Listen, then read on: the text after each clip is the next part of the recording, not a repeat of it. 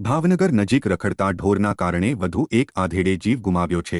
ખેતી સાથે જોડાયેલા જેરામભાઈ નાયાણી નામના 62 વર્ષીય વૃદ્ધે જીવ ગુમાવ્યો। સિહોરના ટાણા ગામથી ભાવનગર આવી રહ્યા હતા એ દરમિયાન બુધેલ ચોકડી પાસે આ બનાવ બન્યો છે।